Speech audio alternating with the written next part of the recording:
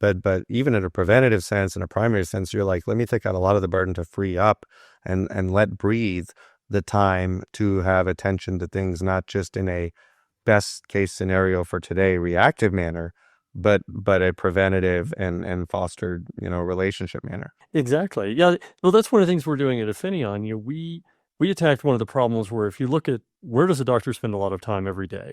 And a PCP will spend a couple of hours every day in their clinical inbox. And it's very different than you and I's inbox. I mean, we get a lot of mail and email and stuff, but a doctor's getting lab results, patient messages, prescription renewals, but they're getting hundreds of things every day. And unfortunately, they can't wait till Saturday to catch up like sometimes we do.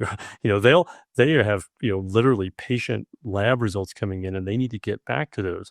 So what most doctors end up doing is they get up early and they spend a little time in the inbox and then they squeeze in a little bit between patients and then they stay up late at night trying to catch up. And then the next day it starts again. And what that does is it kind of wears down doctors. After a while, you're just running as fast as you can run and it just becomes tiresome. And that's creating burnout with physicians. And that's a pretty big problem. Right now, there's a projected shortage of about 100,000 doctors in 2030. And if you imagine, like today, it's pretty hard to get an appointment. Imagine what it'll be like with a shortage like that.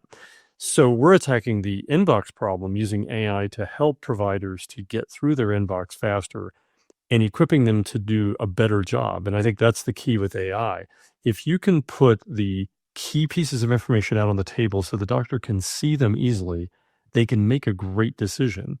And AI has this ability to digest a huge volume of data and surface the things that's really important for the provider so they can use their clinical expertise in the right area rather than worrying about doing some mundane thing that's not going to help a patient. And I think that's really where AI can shine.